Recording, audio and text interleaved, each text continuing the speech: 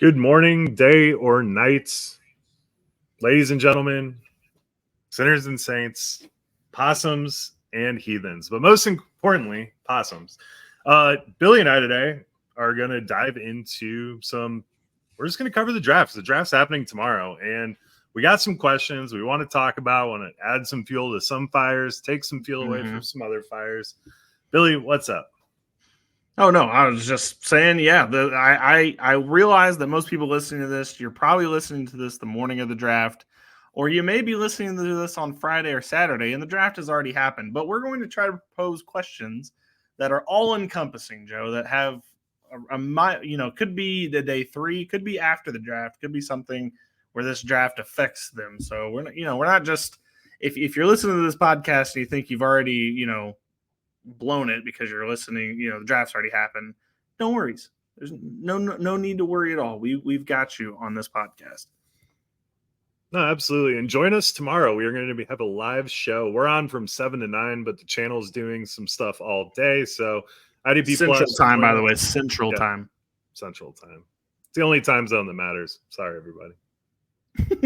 I mean, to be fair, we're in the middle of the country, so we have, the best of both worlds. So I feel like, ours is kind of the best right here. And also, everyone out there, go get the draft guide. Go to idpguys.org.com and buy the rookie guide. This is the time to grab it because the rookie drafts are probably going to start in effect Sunday, Joe. I mean, we have one scheduled for Monday and Wednesday, I believe, next week. So, I mean, please get the draft guide. Get some, we're going to have these updated once the teams get, finalized for each player. There's going to be a blurb put in about what this does. The rankings are going to change based on the situation. Like this point in the guide, we're done with the pre-draft. We are in draft mode. So if you want to go ahead and grab that guide, you're really going to need it come up to these drafts. Yeah, go check it out. It was a ton of fun to put together. I'm excited to do the reactions once we know where these people land. So stay tuned. Go get it. Be prepared for your draft. And it is idpguys.org, not idpguys.org.com. Oh, yeah. I'm just correcting you, man. I got half of it right. Most I'm feeling feisty today. I had to correct you on that shit. No, I like it. Yeah. Oh, and before we get into the podcast, Joe, I just want to say Thunder up.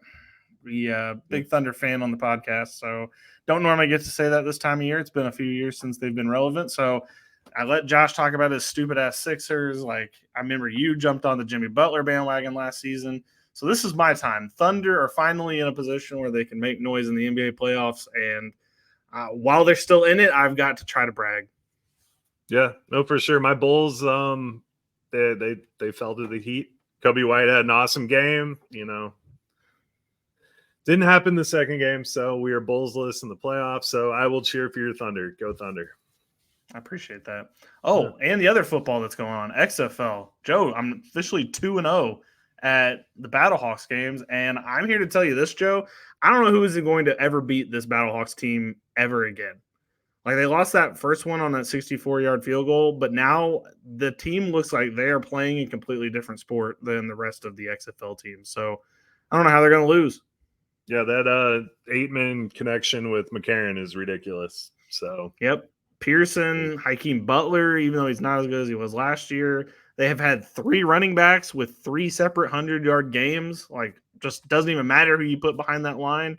That person's getting 100 yards. The UFL is heating up, Joe. I'm getting really excited to watch these games because I don't know who's going to stop St. Louis. They got the best team. It's going to be awesome. As a season ticket holder, I am excited to actually go to one of these games eventually here. So we'll have to get you out there, Joe.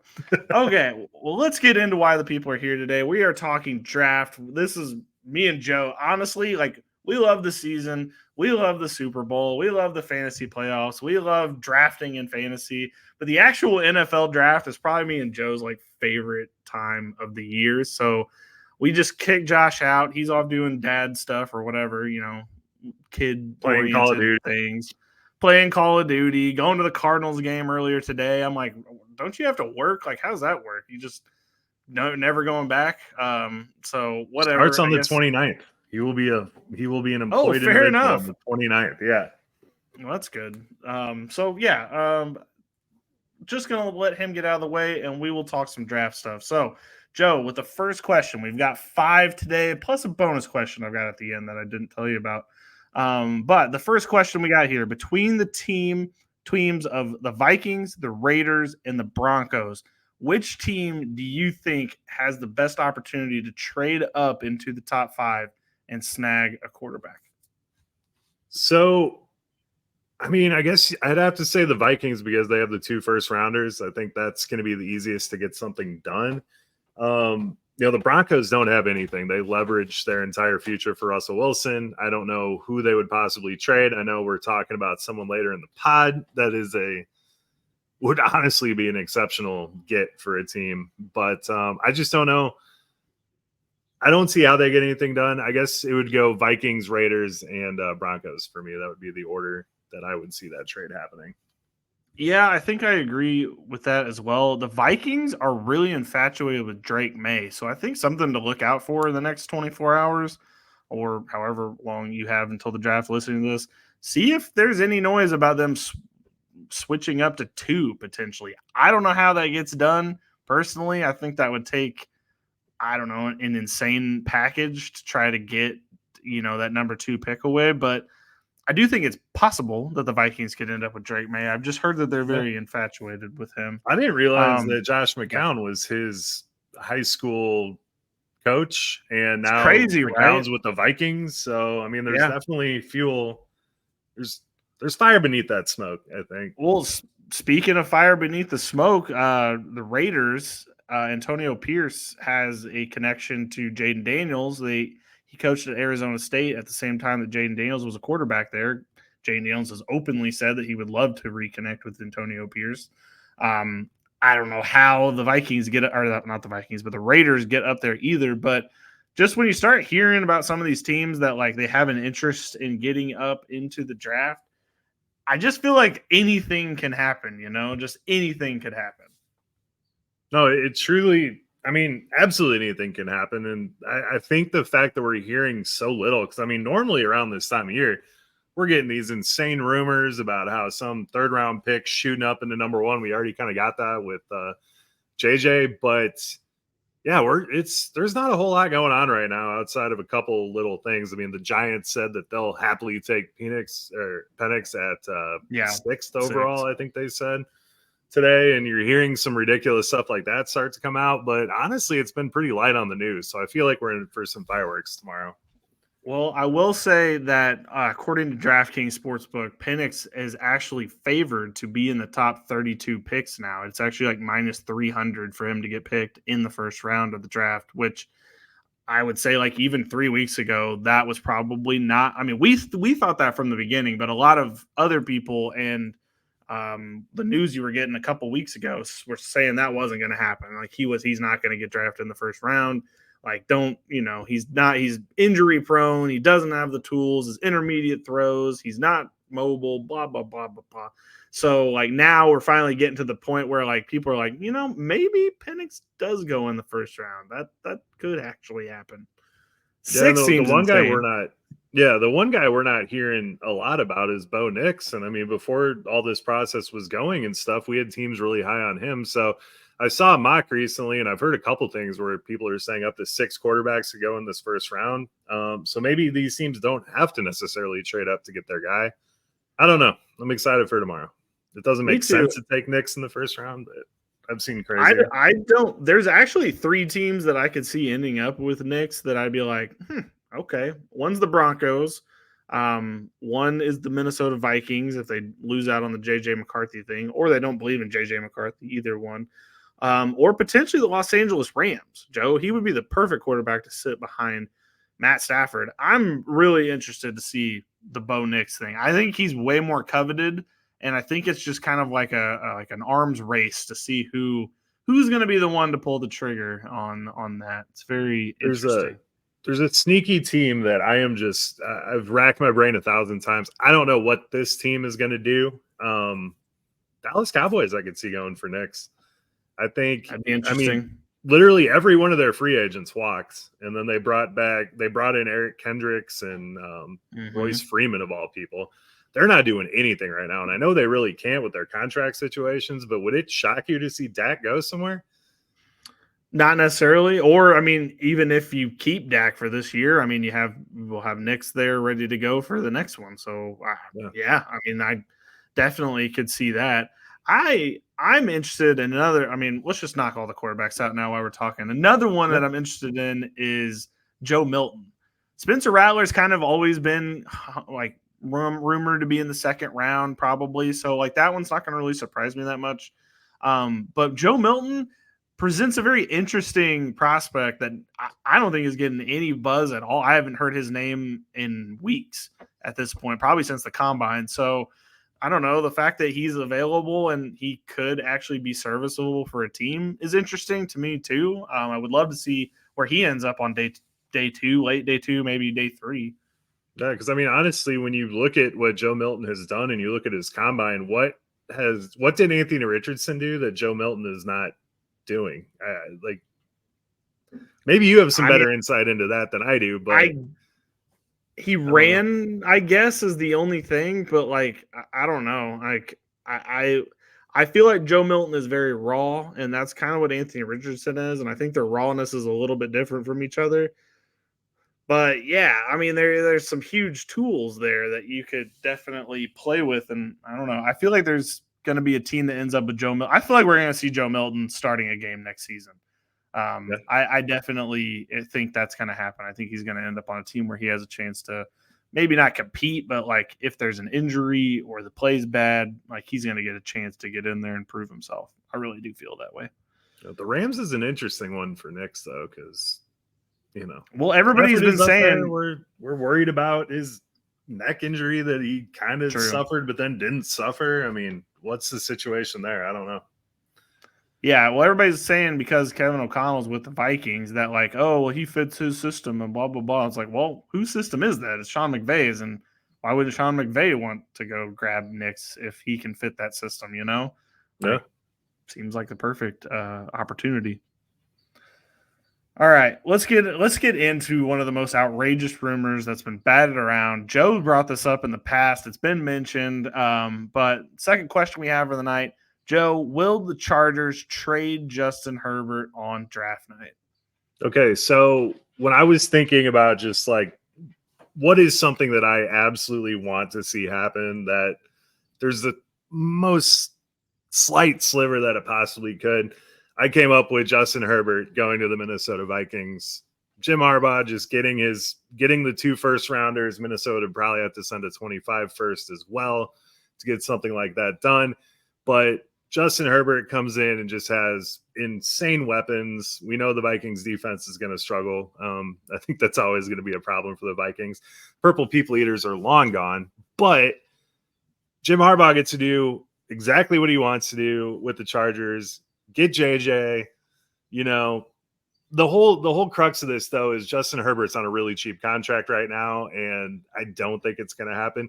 But if you look at the Chargers as a whole, I mean, they have a bunch of aging players. They don't have a whole lot of young guys on that team that are exciting to build around other than Justin Herbert. I mean, their offensive line's aging. They're kind of falling off a little bit. You're going to have to worry about those contracts. Joey Bosa can't stay healthy. Khalil Mack's, 32 years old right now. They got Thule there. But, I mean, outside of those guys, what do the Chargers really have? So I think if there is a team that's just going to burn it down and rebuild, I could see the Chargers absolutely doing that and get my Justin Jefferson, the quarterback that he needs, in Justin Herbert. So I don't think it's going to happen, but it would be such a magical thing.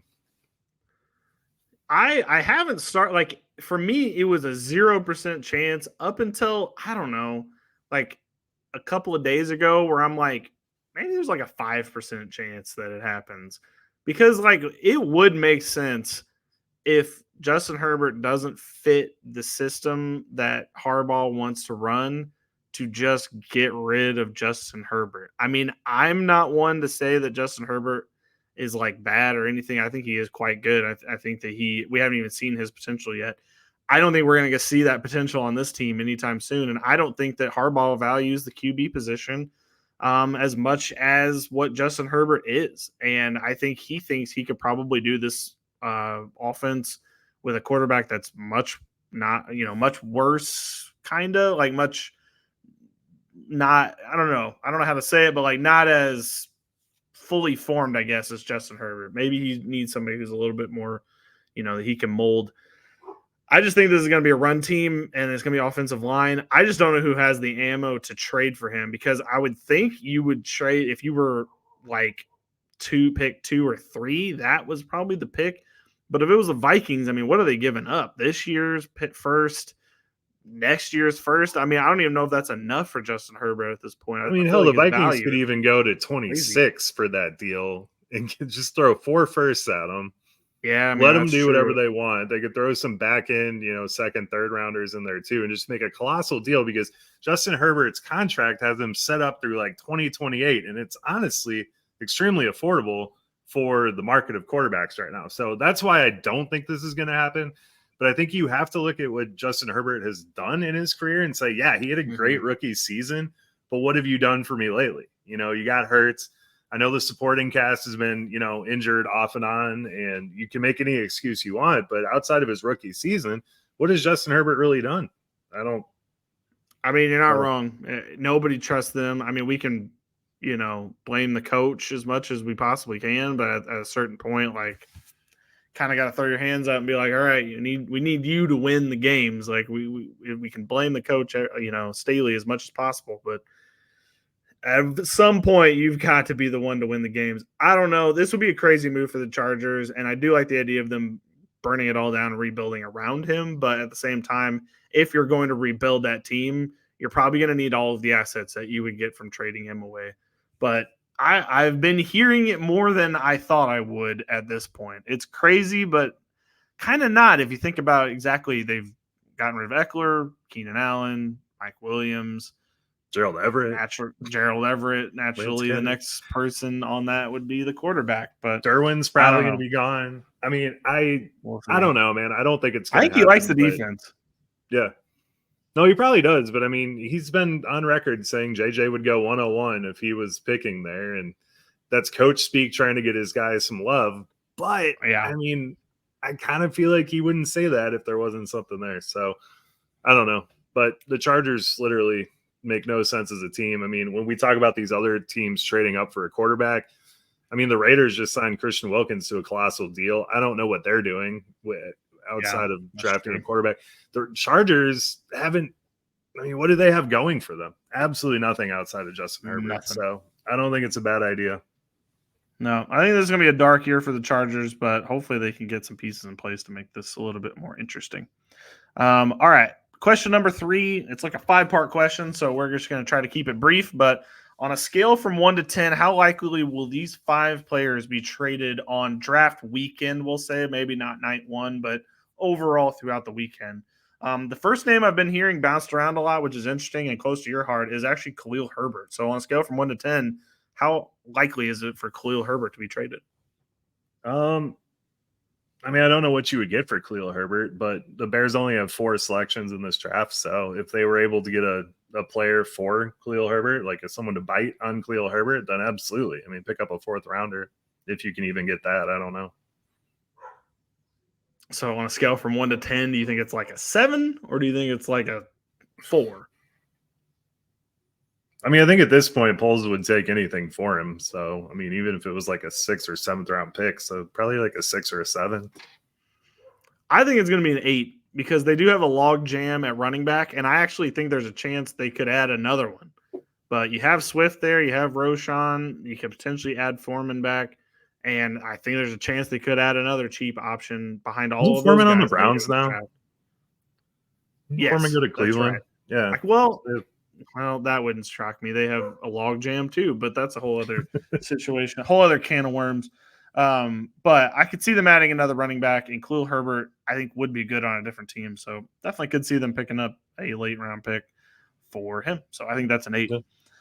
All right. Number 2, been often talked about for the San Francisco 49ers, Brandon Ayuk. Joe, from 1 to 10, how likely is he to be traded? I can see why he wants to be traded. He's making $14 million this year and does not have anything set in stone to go onwards. I don't think there's any way in hell San Francisco trades him. It makes zero sense for the team to trade him. We've seen Purdy operate without Ayuk or Debo or Kittle in that offense, and it's not as pretty as you may think it is. So give Purdy all those weapons, and I'd say this is like a 2, maybe. That's being generous. I think it's a 2 to start out with. I do think if by like pick 15 and, Brian Thomas is sitting there still, and I could see them maybe picking up the phone and seeing like, what do you like Brandon? Like, how interested are you? They have come out and said they definitely do want a first round pick. I think you could probably get him. Like, I would love to see the Eagles trade for him, to be honest with you. Put that as your third wide receiver. Howie Roseman never misses a chance, but I know he wants to get a cornerback in the first round, so I don't think that's going to actually happen. But I'm just thinking of teams like the Lions, they could go for having him. The Jets on their team. I mean, if the Jets were to trade back, I could see that being a possibility. I don't think they're giving up. Yeah, it's possible. Jacksonville could potentially, but they could just take Brian Thomas for cheaper. I don't know. There's a lot of interesting things here, but I think it's a 2 to start. And I think by the time the 15th pick gets read off, I think we start to get maybe a 4 of like, maybe we could trade him. And maybe there's more to that whole doghouse thing that he had. What was it, 2 years ago, where he was in Shanahan's doghouse? I mean, maybe there's more to that than we know about. That was one of the most devastating fantasy things that's ever happened to me. Was that that happening killed my entire year of fantasy. I know you can't blame the whole thing on one player. I know, but like, boy, did it feel like that was the reason that I lost that year. Definitely. All right, third player, and the one that is probably the biggest name, and that is T. Higgins. Joe, how likely on a scale from 1 to 10 is T. Higgins to be traded on draft night? I saw this on there. I've been thinking, like, when I'm looking at this, I could see them trading him to the Colts, but even then you're moving up 3 spots. If Bowers is there at 15, adding the pick, right? Well, I know, get it, but like, I mean, I just don't know why the Bengals would do that. Bowers would be the only one that I could see, or, unless you see a lineman slip that you're just in love with, I could see the move being made. But looking at the list of the people trading, around the first round, around where it would make sense, I just don't necessarily see it happening. He needs to get out. So why I do think is this team is cheap. And I'm sorry, everyone 2 years ago when we started talking about who's the next disgruntled wide receiver that's going to want to be demanded to be traded off their team, it was always T. Higgins. Like, it's always T. Higgins because they don't want to pay him. They were never going to have the money to pay him. The report came out today that he and Trey Hendrickson both asked for trade requests, which doesn't shock me at all. They don't want to pay either one of those guys because neither one of those guys is the reason they're going to be winning or losing in 2024 and beyond. I'm sorry, everyone out there. They're just not. It's a nice luxury to have for them, but he is not going to be the make or break on the Bengals. Now, on a different team, he could be the make or break, and I do think that somebody should be trading for him. Dallas, would you take the 28th pick up the phone from like Buffalo? Would you take the 24th from Dallas? Like, I understand they're cheap. I just like, what are you going to get in return for Higgins? I know you want to get something.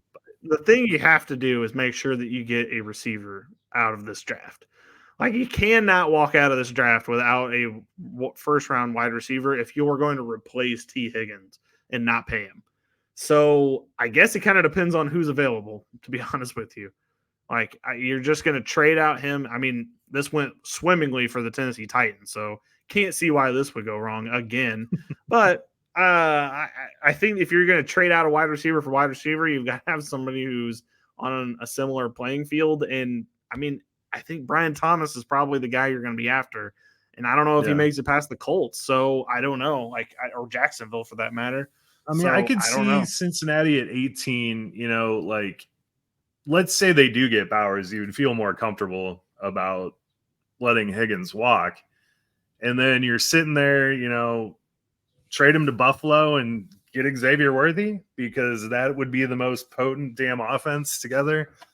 It would be pretty nasty. I guarantee you Worthy's going in the first round. That speed alone is going to get him selected. I know no one's really mocking him in the first, but I don't think there's a way he doesn't go in the first round. We've watched this draft too many damn years to not think that this speed is not going to go in the first round. We've watched it too many times where a Corey Davis goes in the first round, or who is that dude? Henry Ruggs goes in the first round.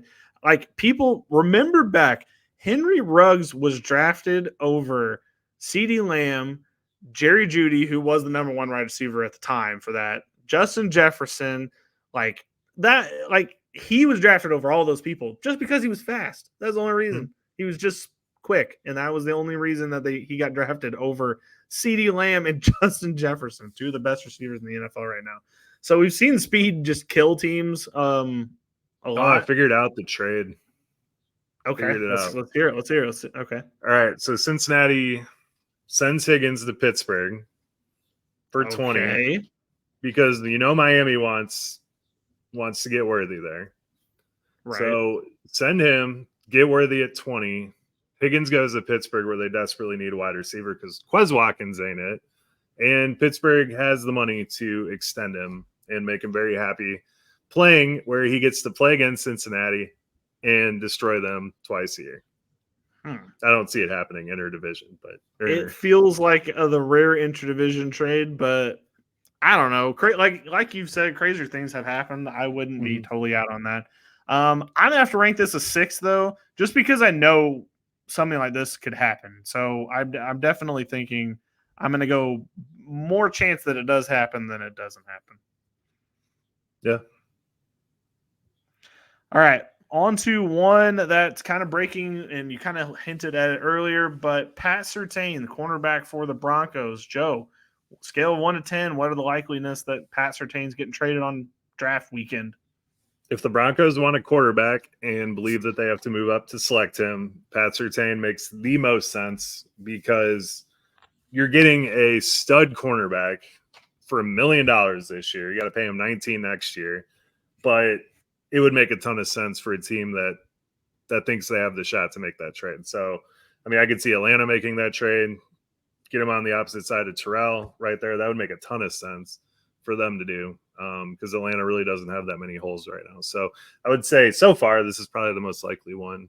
I'd say a 9 if they do want a quarterback. So how far could this get them up? If you were the Cardinals or the Chargers, would either of those, would you consider that, or is it not enough? Would you have to add more to it? What do you think? That's tough, because then you got to pay Surtain in 2 years. He's probably going to want an extension too.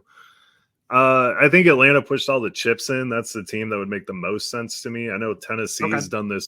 I know Tennessee's done this really weird thing where they've pushed all their chips in too. So I could see Tennessee making that. I just think Arizona needs more help at wide receiver, so they would have to get a haul to get down there, because I don't think Neighbors or Dunze is going to make it to 12 if they were to make that flip. So I don't necessarily think a cornerback's going to get it done for the Cardinals, but I could see Tennessee or Atlanta doing it. Okay. The only reason I bring those up is if you think at 7 or 8, do you think that they would have a chance to get a quarterback? I mean, would JJ be available still, you think, at that point for the Vikings? Because that's the guy Peyton. The Broncos. That's the guy Peyton likes, right? Is McCarthy? I mean, I think he would take McCarthy. Peyton was going on about, I can't remember if it was Penix or McCarthy or Nix. It was one of them that he was, really high on. So, I mean, there's a chance that you could land it there, just see how the board falls. I mean, if that were the case, I would absolutely pick up the phone and be like, hey, you guys take Surtain, swap first with me.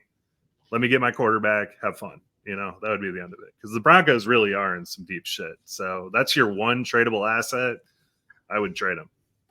That's true. All right. I think we're going to give this a solid 5 out of 10. I think this is a literal 50-50. I think it depends on how the board's fallen and how aggressive Sean Payton wants to be. But Sean Payton's been aggressive in the past, so I could definitely see it being a potential. All right, last player on the list. I said T. Higgins is the craziest, or the biggest name on here, but this is by far the craziest, and he is a bigger name, but I just think it's so crazy that it's even being rumored. But Justin Jefferson, Joe, on a scale from 1 to 10, what are the chances that he gets traded on draft night? He's getting valued. Listen, before you even answer, he's getting valued at pick 7.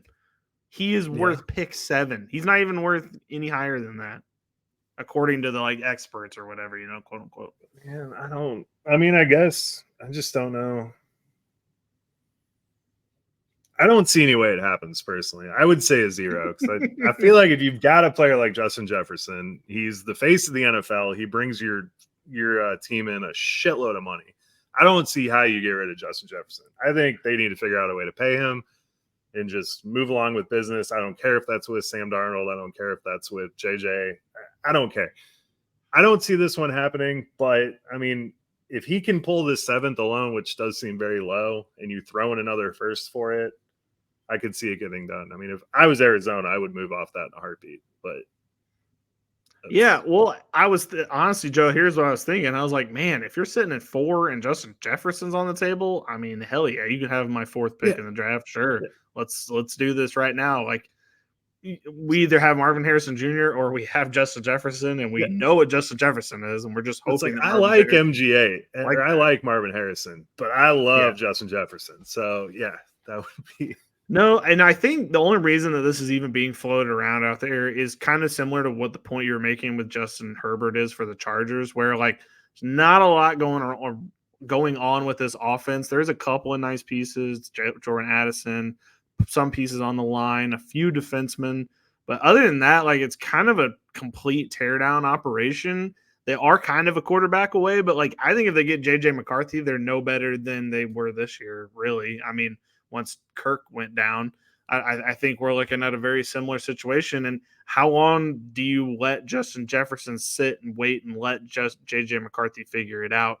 Where, I mean, we have never seen him run a pass-heavy offense, and Justin Jefferson is going to be expecting it to be a pass-heavy offense. I don't know. You bring up a great point, but I mean, this is the same thing we see with wide receivers years after years after years. I mean, we've seen with Hopkins, Andre Johnson to say with the Texans, Calvin Johnson even to some extent, just great wide receivers rotting away on horrible teams. So I think that this could absolutely happen to Justin Jefferson. Would I love to see him go play on some incredible? I really want Herbert to go to the Vikings. I have in my brain, I'm just like, make it happen. It's got to happen and everyone be happy. But I don't know. I don't know how from a business perspective you get rid of Justin Jefferson, but yeah, I feel like this is the kind of move that gets you fired as a GM in 2 years when Justin Jefferson's being talked about as the GOAT, which I already think he has an argument to be there. But, he's not the GOAT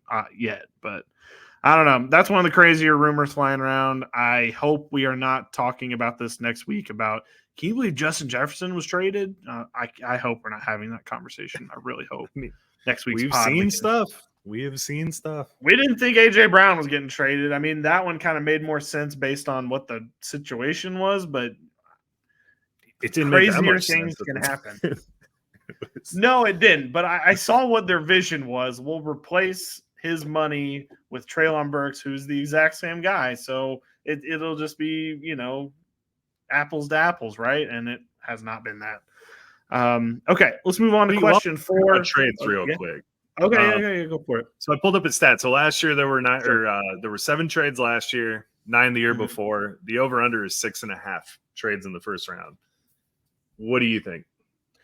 I think we're going over. I think at the end of this first round, there is some interesting value that I think people are going to try to get at the end of this first round. That's why I think Penix, if he wasn't going to be in the first round, he could be, or Bo Nix, same way.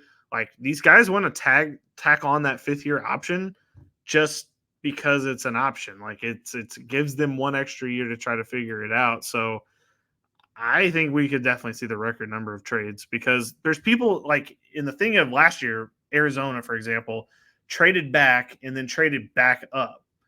And Houston did the same thing where they traded to get, they traded with Houston or with Arizona to go back up to get the pick right after they just picked CJ Stroud.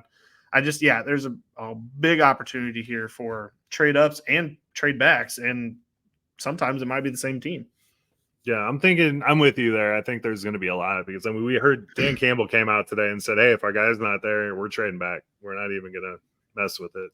I mean, maybe they learned a little bit from the Jahmyr Gibbs thing last year. Like, you probably could have got him at 15, Yeah, I know. Well, I'm not going to lie, looking ahead kind of a little bit to next year's draft, like this draft, you better not screw up. Like, there's going to be some good depth pieces next year and a couple guys that may pop. But this draft, do not screw up this draft. Like, I think every GM out there is probably getting the same lecture of like this 2024 draft is the one you don't want to mess up, because if you mess this one up, we're going to be down for a minute because there's not really anything coming. So, and there's so much talent in this draft that you would really have to try to screw up this, at least the first couple rounds here. The first 3 rounds, Joe, me and you and Josh are all on a text chain. We're just going to be like, oh my God, I can't believe Jonathan Brooks went here. Oh my God, they got Trey Benson. That's crazy. These are running backs that might not even go until the end of round 2. And we're just going to be fast and furious texting. I mean, we're seeing guys like Tyke Smith being projected in the 3rd. Any other draft, he would probably be a 2nd round pick easily at safety. So I don't know. This is just wild to me. So I'm excited to see how this rolls out. It's going to be a fun one this weekend. Okay, on to question 4. Question 3 was way too long, but whatever. We had a lot of players to get through. All right, question 4. The record for the lowest defensive player drafted was in the 2021 draft at pick 8. Joe, will the 2024 class break that record? Right now, we have, and even the mock we did, we have the first defensive player going at number 8 to Atlanta. But there's a chance they could trade out. Joe, will they break the record? Yeah, I think, the only way that happens is if Atlanta does trade out, because, I mean, I had them going with cornerback. I think you and Josh had them with an edge player. So that's the only way I see it happening. So I would say no.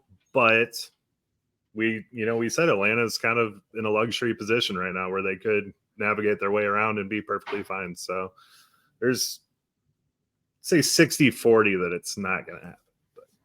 I have to agree. I think there is a chance that they trade out, though.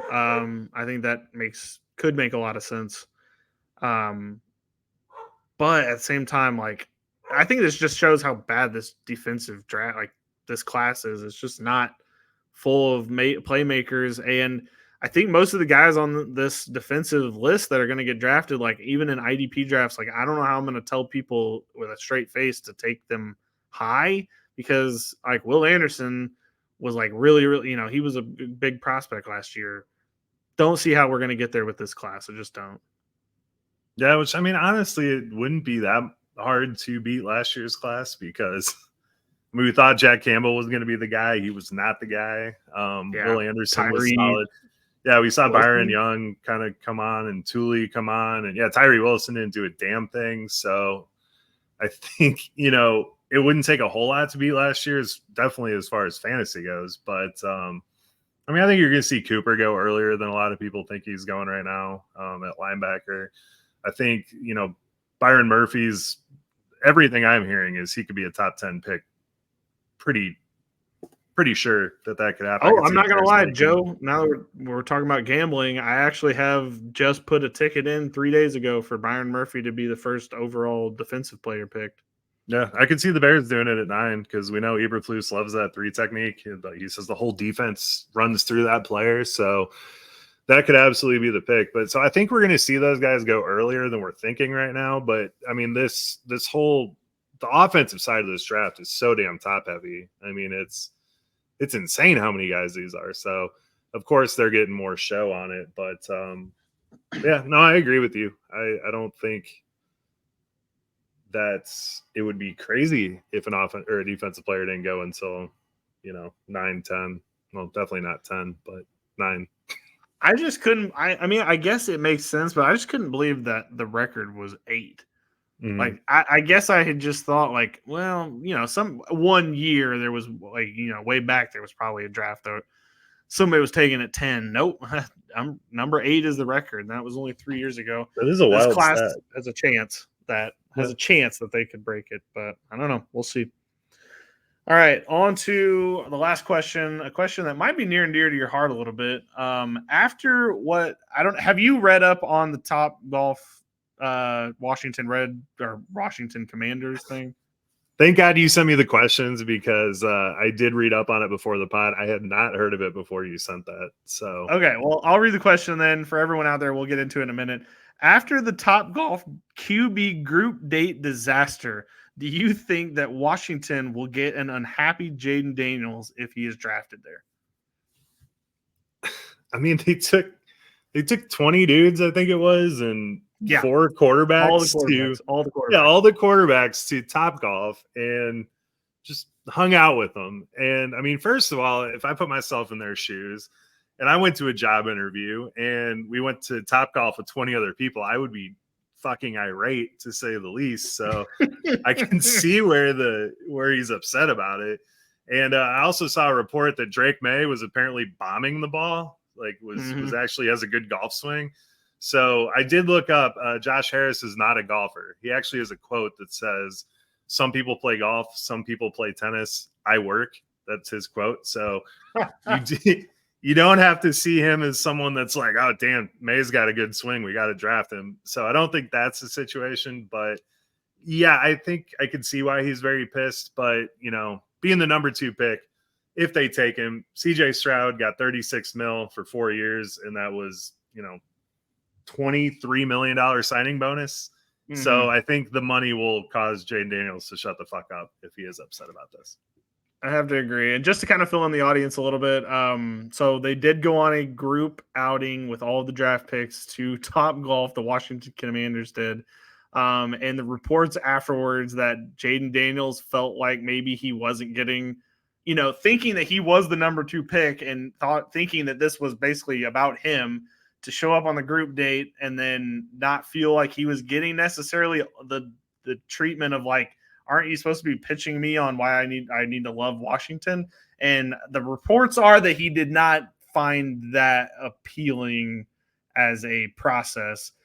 And I can't lie, Joe, I kind of agree. I mean, there's a reason I call it a group date. It seems like The Bachelor.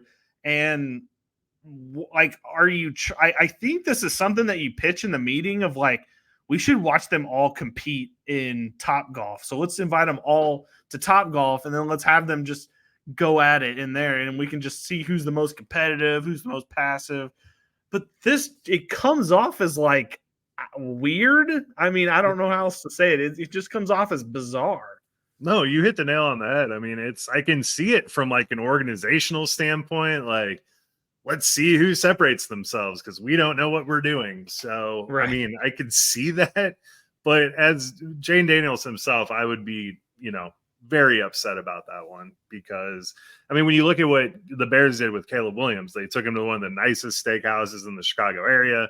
He had dinner with the players. Then he went back, toured the facility, got to meet even more players. They brought in all their veteran leaders out there to meet with him. And then, he was just throwing the ball with Keenan Allen and DJ Moore the day before the draft. So not to mention he flew out there with Rome Odunze. I don't know if you saw that, but he was also throwing the ball with him. So foreshadowing maybe. But, I mean, when you look at what Williams got compared to what Daniels got from the Commanders, yeah, I'd be really pissed. I'm like, dude, I'm the number 2 pick. Like, this guy's getting treated like a god. I'm down here at Top Golf, come on.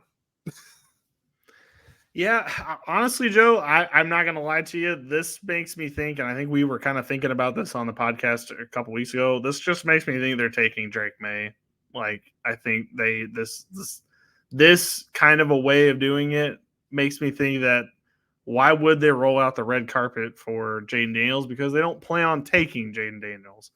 And maybe, I don't know, maybe this is just them hinting that, like, actually, we probably like Drake May a little bit more. Even though he was on the group date too. Drake May and his team said they were like, oh, it was a great time, got to do all that. So, I mean, their team definitely handled it way better.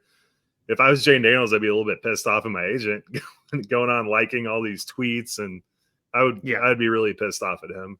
But Yeah. So I don't know. We'll find out. It's going to be hilarious tomorrow if Jay Niels gets picked by the Commanders and we see him smiling, putting on the hat and stuff, knowing all of this tomorrow or this happened basically on the group visit or whatever.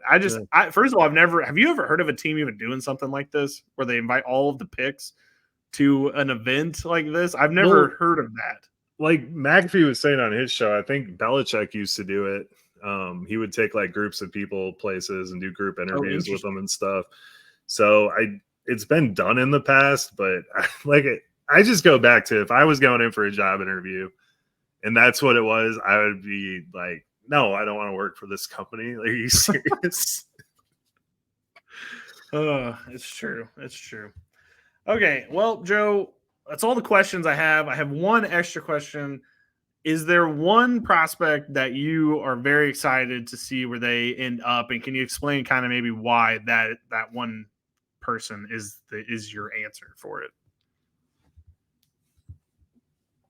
There are a ton of them. To answer your question, I'm just trying to keep it brief. Is there one? Yeah, maybe a few? I want to see where Brooks ends up because Brooks is my RB1. I've said this the whole time. I know that this year could be a wash, but he's going to be extremely valuable if he's in the right situation. I would probably say Rome Odunze is the guy that I'm looking for the most because I could see him having the most immediate impact of any offensive player outside of Marvin Harrison. So I know most of us aren't walking around with the 101 in Dynasty because we're possums and we win our shit. So if you have a chance to move up to 103, it was super flex, go to like 104, get a Dunze, then he could have immediate impact for your team. So he's probably the guy that I'm most interested in seeing where it ends up, but there's a ton of them. That's fair. Mine is Trey Benson. I think that, Brooks is probably going to go to Dallas, which I'm not overly shocked at. I think that there's a chance that either Benson or Wright or Corum, which I think it's going to be Corum, goes to the Chargers. But then there's the other running backs where I do think they're going to have a chance of fitting in. And right now, my view is who ends up with the Houston Texans. Like that's the running back that I'm going to be kind of keened in on a little bit and seeing who. And I definitely think they should go after Trey Benson. I think he fits what they need there. They just signed Mixon. I hear you. They are traded for him technically. And they still have Dameon Pierce there. But I mean, Mixon's not long for this earth, as you know, as a 26-year-old running back hater. I think he's 27. And Dameon Pierce been in the league for 12 years now. It seems. I know. I was about to say has a 15-year playing career. It's insane. But Dameon Pierce clearly isn't getting it done. Mixon's not long for the world. I think that means there's a running back that could hop in there and immediately be available. And I think if they pick up a player like Benson or Jalen Wright, I think that player is going to have a lot more value than a lot of people are going to be seeing in rookie drafts. Now, luckily, our rookie drafts happen right away because we can hop on it before a lot of people kind of catch on. But that is definitely somebody because I've got the sixth pick in like 2 leagues, I think, just because of trades and whatnot. But I think that's going to be a pick that I might look at him for. I know wide receivers are going to be fast and flying, and there's a couple quarterbacks that are interesting too. But I don't know. I'm going to be keened in on who ends up with Houston, and if it's Trey Benson, I'm going to be getting on him a lot earlier than I think a lot of people are going to. That's a really good point. I would love to see Jalen Wright's speed on Houston. That would just be insanely nasty. But yeah, I mean, there's a bunch of guys, especially, I'm glad you brought up the 106 because the 106 is a really weird spot in a non-super flex league because it's like, who are you getting? There's a million options there. This draft is going to give us a lot of answers. I keep trying to talk myself into, sneaking Brooks up a lot. Maybe not to 106, but Worthy goes to the right place. It could be him. I'm backing the brakes on AD Mitchell just a little bit. But Brian Thomas is like, who do you pick with that pick? You assume Bowers is going to be on. So no, whatever running back has a good landing spot automatically, I think is going to get you up in the first round, at least be high because there are some surprisingly good landing spots out there. Well, right now, the top 5, if we before we even know where they're going to get drafted, if I just had to assume these people landed in the spots that they're going to land in, I think Harrison Jr. goes first. This is just one QB. Harrison Jr. goes first. Malik Neighbors, Odunze, Bowers, and I would honestly probably think Jonathan Brooks, based on if he ends up. I'm assuming he ends up with the Cowboys or the Chargers. Someone who's going to use a running back. Those are my top 5. So that leaves you with, first quarterback off the board, Caleb Williams, maybe. You have Brian Thomas Jr. or the second best running back, which could be Benson or Jalen Wright. And I feel like there's a couple of good running back spots where I don't know. It's going to be hard not to jump on those guys. Just this first round is just one of the most fun rookie situations we've had in a long time. If you're one of those person that, gathers up tons and tons of draft picks, like this is the first year that I'm actually envious of you. Like that you're going to get a lot of good players, whereas normally there's like, oh, that's 50-50. Well, we don't know. Like one year Clyde Edwards-Helaire was the one, and we thought that was a for sure thing, but it wasn't. This year, like it's hard to imagine those top 5 or 6 being all busts. I assume they're going to be at least hit to serviceable. Yeah. I mean, I think someone in your league is going to say Caleb at like 4 or 5. I have a feeling generational type quarterback. I'm not saying he will be, but has the option to be. And then whoever the Chiefs or the Bills pick is going to fly up into there too. So yeah, I think, sure. If you have up to like the 107, I think you're in a good position here. So yeah, I agree with you. Well, that's all we have for today. The draft is probably tonight if you're listening to it on Thursday morning. But if you're not, if you're listening to it after that, we are excited to have you in. Please get our rookie draft guide. Joe, do you want to send them to the rookie draft guide since I messed it up the first time around? Go over to idpguys.org and get the rookie draft guide. It's awesome. We're going to be updating it very quickly after the draft goes through. So you should have all that stuff in time for your drafts and enjoy the NFL drafts. Hopefully your rookie drafts happen right after the normal draft. I hate those ones that wait until like June to do it. Yeah, but those aren't real rookie drafts. They are not. Those are goof off ones. And also we will be doing a live broadcast. If you're listening to this on Thursday morning, we will be live at 7 p.m. Central for the draft on the IDP Plus YouTube channel. Come hang out with us. Come chat. You don't even have to necessarily chat in there. You can just hang out. You can see me attempt not to spoil the picks for Joe. That's always hilarious. He finds that just so funny. I can't imagine what he's going to love about it this year. But you can come hang out with us. It'll be a lot of fun. And then next week on the next week's pod, we're going to break down the entire draft. There's going to be other draft coverage on this channel as well, which please check that out. But we will be recovering the entire draft, basically anything that was relevant, things we liked, things we didn't like. We got winners and losers. We got a lot of fun stuff planned for next week's pod. So with that being said, Joe, get us out of here to the draft. Oh man, I was going to make the draft sound, but I can't think of it right now. So good night. Enjoy the draft.